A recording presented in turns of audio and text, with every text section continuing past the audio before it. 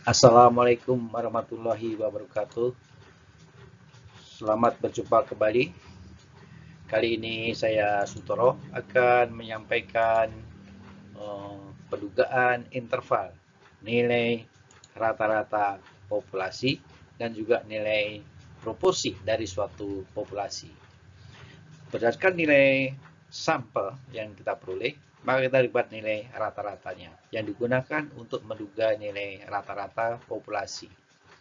Nah, dalam menduga rata-rata populasinya, maka berdasarkan nilai rata-rata sampel kita akan mendapatkan nilai kisaran ya, pada tingkat kepercayaan tertentu atau disebut sebagai confidence interval. Nah, setiap kali melakukan pendugaan, maka selalu ada penyimpangan yang biasa disebut sebagai margin of error. Margin of error tentu saja banyaknya kesalahan atau penyimpangan ya, tergantung juga besarnya sampel, banyaknya sampel yang akan diambil. Demikian juga banyaknya sampel yang diambil juga tergantung tingkat ketelitian yang kita inginkan atau besarnya penyimpangan yang bisa kita terapkan.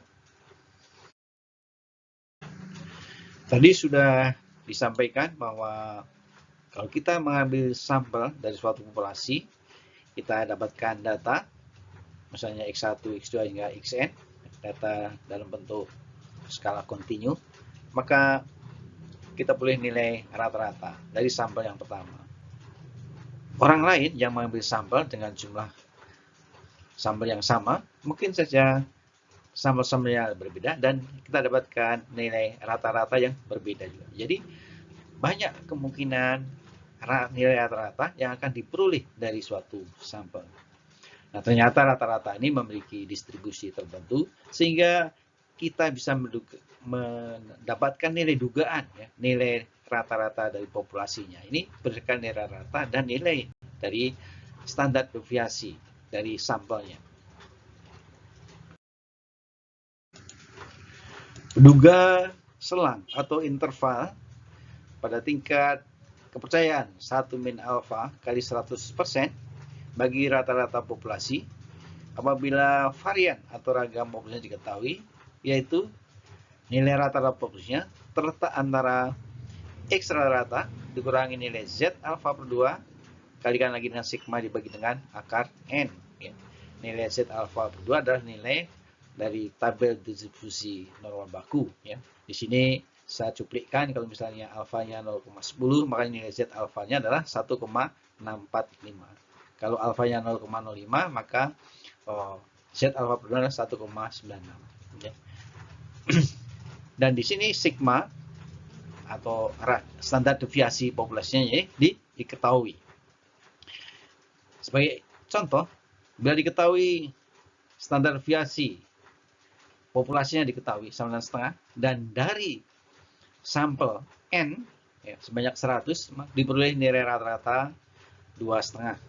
Maka selang kepercayaan 95% bagi nilai mu ya, 90%. Maka di sini alfanya adalah 5% atau 0,05.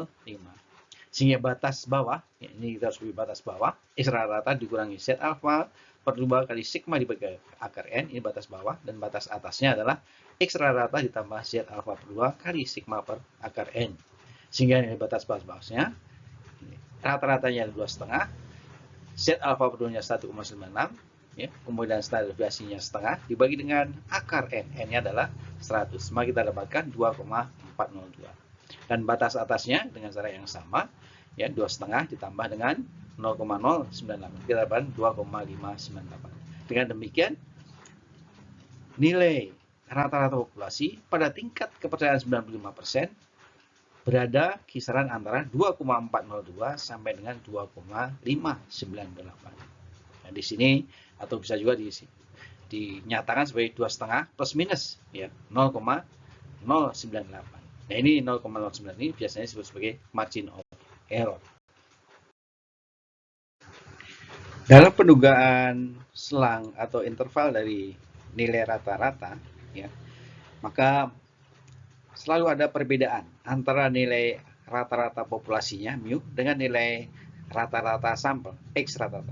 Ya ini merupakan suatu bias kan, menyimpang ya. Jadi di sini misalkan saja mu-nya ada di sini, kita dapatkan rata-ratanya di sini, mu-nya di sini, rata-ratanya di sini. Maka ini disebut sebagai biasnya, ya, penyimpangan ini. Dan penyimpangan ini tidak lebih dari nilai margin of error-nya. Ya. Apabila standar deviasi dari suatu populasinya tidak diketahui dan umumnya juga jarang diketahui, maka kita bisa mengambil sampel dan juga kita hitung nilai rata-rata sampel dan juga standar deviasi dari sampelnya. Nah, penduga selang atau interval pada tingkat kepercayaan 1 min alfa kali 100% bagi rata-rata populasi mu, ya, maka yang mu tadi terletak antara X rata dikurangi nilai T alfa per 2 kali S dibagi dengan akar N, hingga X rata ditambah T alfa per 2 kali S dibagi dengan akar N, di mana T alfa per 2 dan nilai T dari distribusi T, ya, pada tingkat alfa per 2 dan derajat bebas atau degrees of freedom yang V sama dengan N dikurangi 1. Ya. Jadi pada tabel distribusi T, misalkan saja pada alfa 0,05, kemudian V yang 4 misalnya, ini 2,132. Demikian juga kalau misalnya sampelnya N-1, sampelnya misalkan 6, jadi V-nya adalah 6 dikurangi 1, 5. Ya. Maka menggunakan nilai T adalah ini untuk beberapa nilai alfa yang kita maksudkan. Ya. Nah, bila dari sebagai contoh, bila dari sampel N sebanyak 25, ya dipilih rata-rata, X rata-rata 2,5 dan standar deviasinya setelah dihitung dari rata-rata tadi, dari sampelnya tadi, maka kita tulis standar deviasi sampelnya adalah 0,4. Sehingga selang kepercayaan bagi rata-rata populasinya, ya, dengan batas bawah yang tadi, X rata dikurangi T alfa per 2. Maka di sini kalau selang kepercayaan 95%, maka alfa T alfa per 2-nya, jika kita gunakan alfa per 2, 0,025. Ya. V, N-1, N-nya ada 25, jika V-nya yang 4, 24, maka 2,064. Maka di sini T alfa per 2-nya 2,064 kali S-nya dibagi dengan akar N-nya. Ya. Maka kita hitung, kita dapatkan nilai 2,335. Sedangkan batas atasnya 2,5 ditambah nilai tabel T kali 0,4 dibagi dengan akar 25. Kita dapatkan 2,665. Ya. Jika nilai pendugaan selang bagi nilai rata-rata populasinya 2,5 plus minus 0,165. Ya. Ataupun margin of error-nya E, dalam hal ini kita sebutkan 0,165.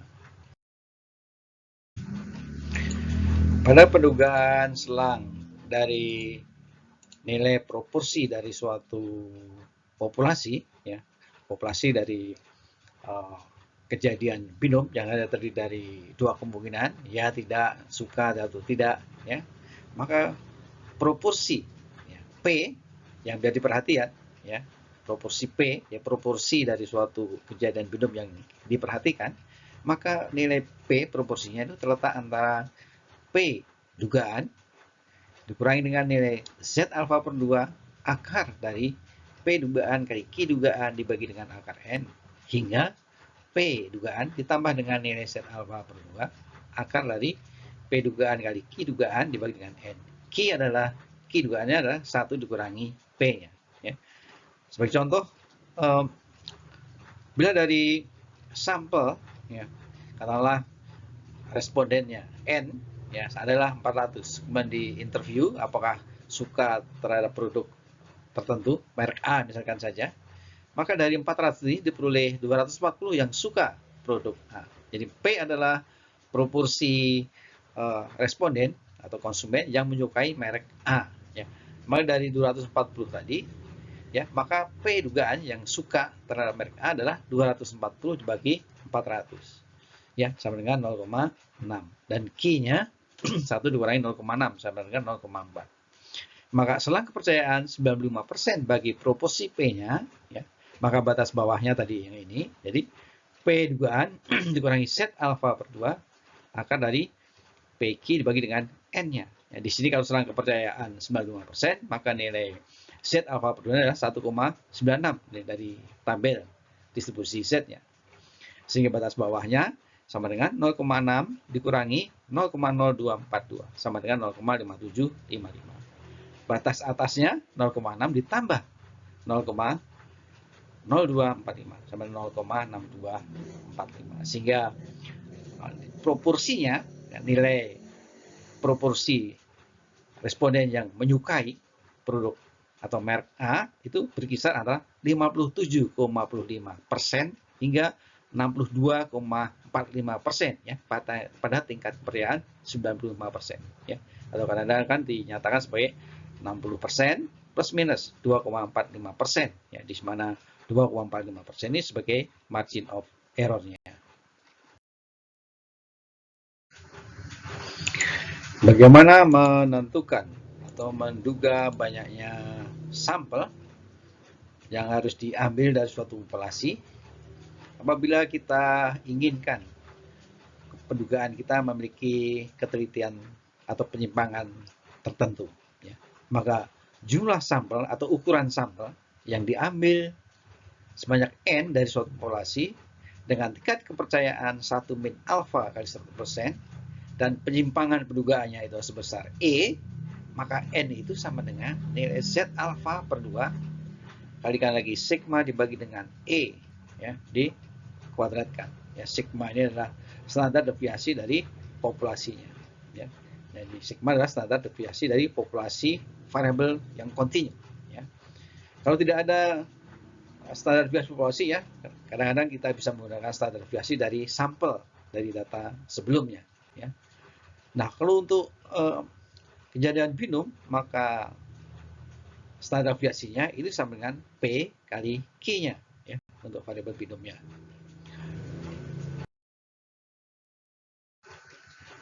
Untuk menentukan jumlah sampel, maka pada data atau variabel binom ya, maka N sama dengan Z alfa per 2 PQ dibagi dengan E kuadrat. Bisa juga dari rumus ini kita dapatkan E itu juga sama dengan Z alfa per 2 kali akar dari PQ dibagi dengan N. E adalah misalnya penyimpangan atau biasa disebut juga sebagai margin of error-nya ya. Nah, kalau P dan Q-nya belum diketahui, maka diambil nilai PQ yang maksimum nilainya ya. Karena ini standar deviasi ya, kita ambil standar deviasi yang paling maksimumnya. Nah, standar deviasi itu maksimum apabila P-nya sama dengan setengah dan Q-nya juga akan sama dengan setengah. Dengan demikian, N nih ya, rumusnya akan menjadi N sama dengan Z alfa Z kuadrat dari alfa per 2 PQ ya, setengah kali setengah ya, sama dengan 1/4 dibagi dengan E kuadrat ya. Jadi rumusnya jadi berubah begini ya. Nah, misalkan saja bila penyimpangan pendugaan proporsi atau margin of error-nya ya, kita inginkan adalah 2,5% atau 0,025 ya, dengan tingkat kepercayaan 90%, maka banyaknya sampel yang diambil N sama dengan ya, tadi Z alfa per 2 kalau 95% maka 1,96 dikuadratkan ya, kali 1 dibagi 4 kali E kuadratnya ya, margin of error-nya 0,02 dikuadrat, maka kita dapatkan 1537 ya. Jadi N yang harus diambil dari populasi sebanyak ini ya. Nah, kemudian sampel ya, misalkan saja sebanyak kita inginkan sampel sebanyak 1537 ya.